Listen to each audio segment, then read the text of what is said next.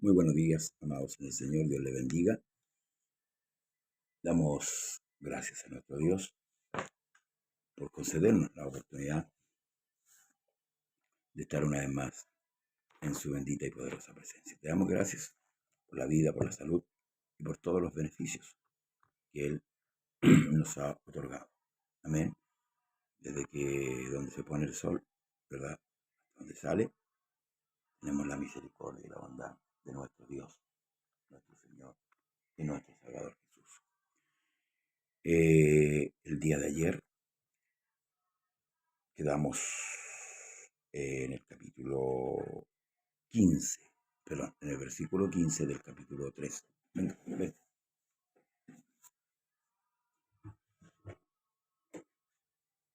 Capítulo 3 del libro de Primera de Corintios. Amén. Aquí estamos siguiendo la secuencia de este libro. Bueno, hoy día esperamos concluir el capítulo 3, por lo menos, amén, para seguir avanzando en este estudio de la palabra del Señor. Dice en el nombre de Jesús: ¿no sabéis que sois templo de Dios y que el Espíritu de Dios mora en vosotros? Aquí hay una pregunta. ¿No sabéis que sois templo de Dios y que el Espíritu de Dios mora en vosotros? Si alguno destruyera el templo de Dios, Dios le destruirá a él, porque el templo de Dios, el cual sois vosotros, santo es. Nadie se engaña a sí mismo. Si alguno entre vosotros se cree sabio en este siglo, hágase ignorante para que llegue a ser sabio, porque la sabiduría de este mundo es insensatez para con Dios, pues escrito está: Él prende a los sabios en su astucia. Pero Él prende a los sabios en la astucia de ellos. Y otra vez el Señor conoce los pensamientos de los sabios, que son vanos. Así que ninguno se gloríe de los hombres, porque todo es vuestro, sea Pablo, sea Apolos, sea Cefas, sea el mundo, sea la vida, sea la muerte, sea lo presente, sea lo porvenir, todo es vuestro. y vosotros de Cristo, y Cristo de Dios. Categórico la expresión que tiene el apóstol Pablo para sacar de la ignorancia a esta iglesia de Corintio, que se jactaban, ¿cierto? Se jactaban en ellos, en sí mismos, ¿verdad? Como habíamos dicho al principio, una iglesia se había convertido en una iglesia proselitista, puesto que la filosofía griega estaba muy cerca de ellos. La ciudad de Corintio es una ciudad, hermanos amados, en la cual el paso de los extranjeros, ¿cierto? Y de los pensamientos de estos hombres había penetrado dentro de la iglesia. Entonces, ¿qué estaba sucediendo? Estaban sirviendo a Dios en todo su ámbito a su manera, como ellos creían que era la manera más perfecta de seguir a Dios, invocando siempre, hermanos amados, el pensamiento griego, que en aquel tiempo, hermanos amados, era fuerte. La cultura griega, hermanos amados, si usted lo lee históricamente, pesó sobre la cultura romana, sobre muchas culturas ahí. De hecho, el idioma que se hablaba, ¿cierto? Viene del idioma griego, de los idiomas principales.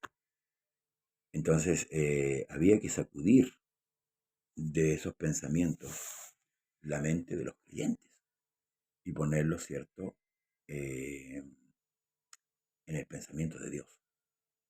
Yo siempre he querido, ¿cierto?, que el hombre piense de esa manera. Por eso alabamos a nuestro Dios, porque Él, pudiendo con su poder, ¿cierto?, haber creado,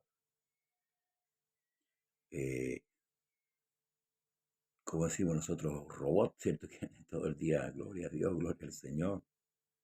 Él así no lo hizo. Le dio al hombre una posibilidad, una libertad de pensar por sí mismo. Y esto contrajo, ¿cierto?, que el hombre adoptara el rebelarse contra Dios. Entonces Pablo le está dejando bien en claro, primeramente les pregunta, ¿acaso no saben ustedes que ustedes son templo del Espíritu Santo? O sea, del momento que ustedes se arrepintieron, convirtieron su vida, ¿cierto? El Espíritu Santo empezó a morar en ustedes, ¿sí? En ustedes empezó a morar el Espíritu Santo. Entonces, por tanto, ustedes son templo de Dios. Ustedes, amén. Dios habita en ustedes. Y eso es lo que Pablo está convenciendo a esta iglesia. Lo que muchos hoy día todavía no están convencidos. Entonces, se han bautizado, ¿cierto? Y están viviendo como mundanos, porque todavía no adoptan la idea de que el Espíritu Santo está en ellos. Ahora, yo quiero un poco sintetizar este asunto y quizás voy a traer una gran controversia. Durante años aquí en Chile a la iglesia se le enseñó que tenía que hablar en lengua para que nosotros pudiéramos saber si tenía o no tenía el Espíritu Santo. Necesariamente era un requisito que la persona que tenía o que tiene el Espíritu Santo debe hablar en lengua. Y de hecho se ocupó la frase con la evidencia bíblica de hablar en nuevas lenguas. Entonces el creyente que entraba, se bautizaba y no hablaba en lengua, entraba en un lapso de su vida que en el fondo se cuestionaba. Quizás ese creyente era fiel, ¿verdad? Caminaba fiel, iba a los cultos, hacía la voluntad de Dios y se cuestionaba, ¿cierto?, la idea de que si tenía o no tenía el Espíritu Santo. Es un pleito que Dios bendiga a Julius Caseu, que había en la mente, se le creó a la mente, en la mente humana. Yo, de acuerdo a la Escritura, y este mismo libro más adelante nos va a dar la razón, hermanos amados, creo que hay una promesa. Dios promete y Dios cumple. Arrepentíos y bautícese cada uno de vosotros en el nombre de Jesús para perdón de pecados y recibiréis el don del Espíritu Santo. O sea, ya la promesa, ¿verdad?, está hecha y Dios cumple la promesa. Porque el día de Pentecostés, aquellos que estuvieron ahí, los casi 120, ellos hablaron en otras lenguas, hablaron idiomas, predicaron las glorias del Señor. No se habla de lengua angelical ahí. Ahí en ningún momento se habla de lengua angelical. Entonces tenemos que entender que el libro de Hechos, Dios bendiga a Lucía Elena Vázquez Bravo, que tú le bendiga, hermano. El libro de Hechos nos da la razón histórica de lo que sucedió con la iglesia, y las cartas van haciendo un ordenamiento doctrinal. Entonces, hay cuestionamientos donde se citan muchos textos, ¿verdad?, con respecto a esto. Yo creo que la persona que ha creído en el Señor y se ha arrepentido y se ha bautizado en el nombre de Jesús y está perseverando en la doctrina, para mí esa persona ya tiene el Espíritu Santo. ¿Por qué razón? Porque el mismo Señor dice que Él los guiará a toda verdad. Y si esa persona no tuviera el Espíritu Santo, estoy hablando de la persona que hace la voluntad de Dios, no la persona que va a la iglesia solamente. Esa persona está sujeta ya al Señor, porque ya fue perdonada, justificada, santificada.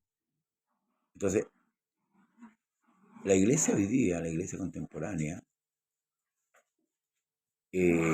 toma como requisito que la persona tiene que hablar. Y argumenta esto, la señal bíblica. Yo discrepo en parte con esto. Y no estoy diciendo que no se deba hablar lengua, para que no me entiendan, para que no me malinterpretes, porque a veces me han malinterpretado por esto que he dicho. Pero analizando a la luz de la palabra, el bautizador es Jesús. Él da el Espíritu Santo cuando Él quiere. Ahora, cuando vemos nosotros en el libro de Hechos, vuelvo a decir eso, libro histórico, el tema de hablar en otra lengua, hay que poner énfasis en esto. Pero yo no puedo exigirle como requisito a un creyente que se arrepintió y se bautizó que tiene que hablar lengua. Lo que el creyente tiene que pedir es la llenura del Espíritu Santo. Sí. Porque el mismo Señor dice que por sus frutos los conoceréis. Aquí Pablo dice a todos estos corintios que luego les va a decir, hablan todos en lengua. Les dice que son templo del Espíritu Santo. Entonces, hay que contextualizar, porque es muy dañino decirle a un creyente que con mucho fervor, ¿cierto?, ha tomado la Escritura y ha dado el paso de bautizarse, entendiendo lo que va a hacer, que si no habla en lengua está perdido. ¿Por qué no alentarlo y decirle que pida el Espíritu Santo? Que sea lleno del Espíritu Santo. No sé si me está copiando por lo que estoy diciendo, pero aquí es claro. El apóstol, los hermanos amados, los apunta a todos los corintios, diciéndole que son templos del Espíritu Santo. En el capítulo 12 dice que no todos hablan en lengua. Entonces, aquí hay una contradicción. Aquí hay algo hay una idea muy humana.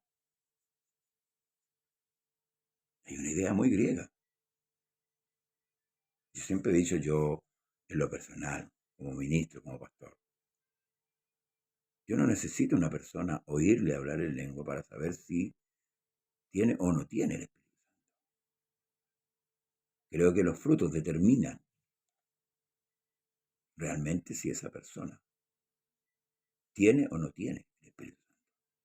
Pero aquí Pablo es categórico. Les pregunta, ¿no sabéis que soy templo de Dios y que el Espíritu Santo que el Espíritu de Dios mora en vosotros. Entonces, hermanos amados, debemos tener mucho cuidado ¿ah? Con esto, porque la salvación no es de los hombres. Yo no puedo exigir requisitos. El Evangelio no es una lista de reglas. Tampoco es hacer lo que queramos. El Evangelio es la buena noticia para el hombre, ¿verdad? Reciba la salvación. Pues para eso vino Cristo. Vino a buscar y a salvar lo que se había perdido. Entonces, luego dice, si alguno destruye el templo de Dios, Dios le destruirá a él, porque el templo de Dios, el cual sois vosotros, santo es. Entonces, hermanos, si usted ha creído, usted se ha arrepentido, usted ha descendido a las aguas, ¿m?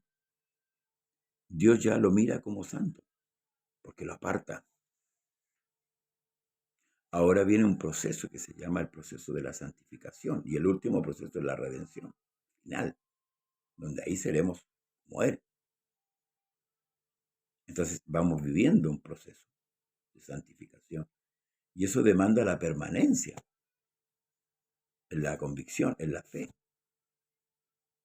Entonces es importante ahí la labor que efectúa el Espíritu Santo en los creyentes, de mantenerlo no solamente con ir al lugar de culto, no, es mantenerlo en la convicción, en la fe, e ir provocando los cambios, la transformación, para dar testimonio real a quienes, a los inconversos, de que usted y yo somos nacidos de nuevo, somos nacidos de agua y de espíritu.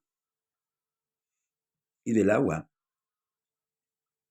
que en este caso no tipifica el bautismo, porque el bautismo tipifica la sepultación,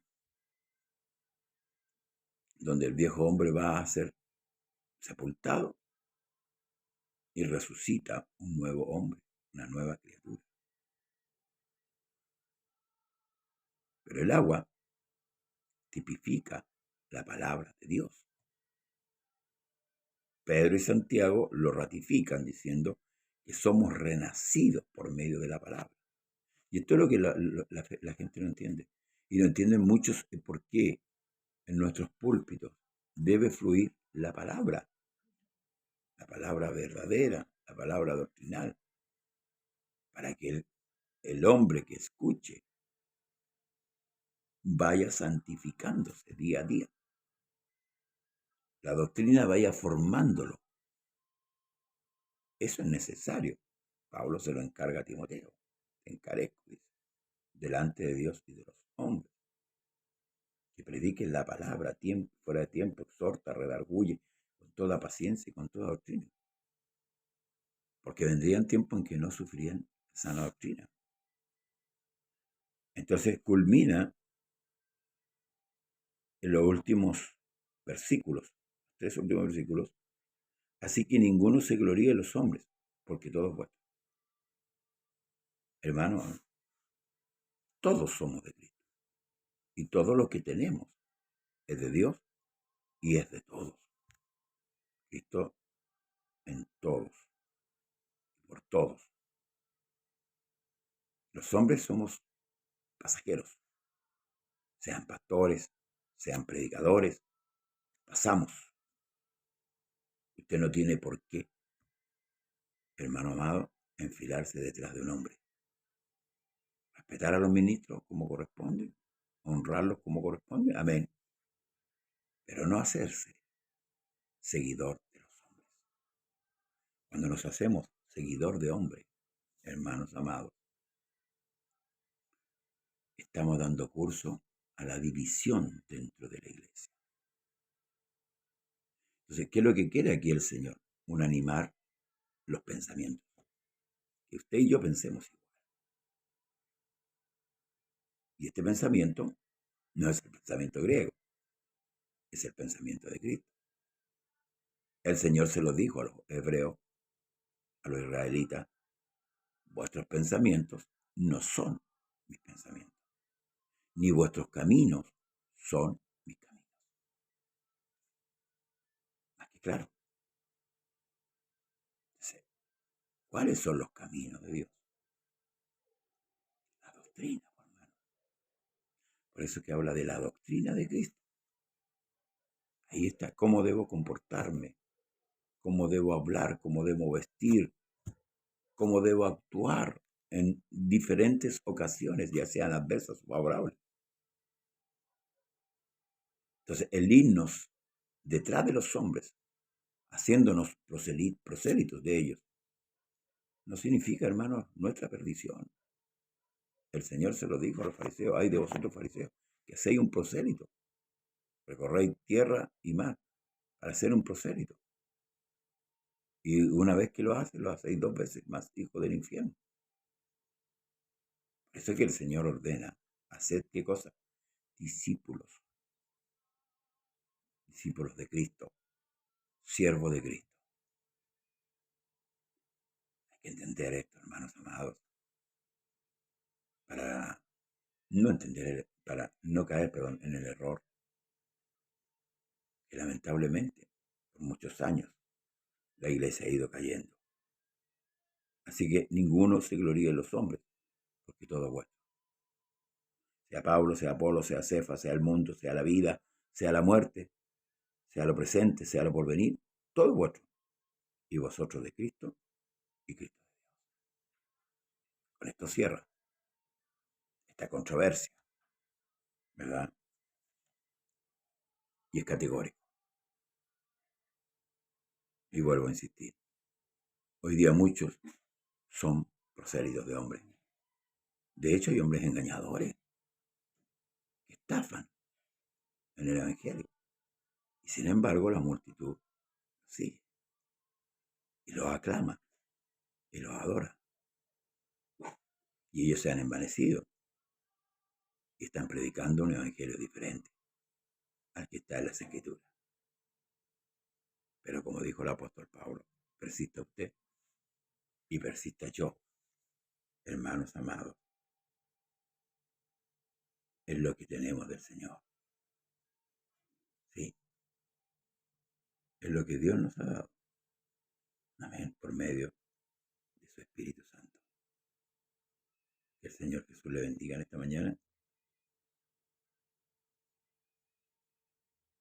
Seguimos mañana, si Dios así lo permite, con el capítulo 4 de esta carta a los Corintios, esperando que Dios nos otorgue entendimiento y claridad. Dios le bendiga. Hasta mañana. No se olvide de compartir el video con sus hermanos y amigos. Bendiciones. Hasta mañana. Necesidad de su para vivir, para vivir.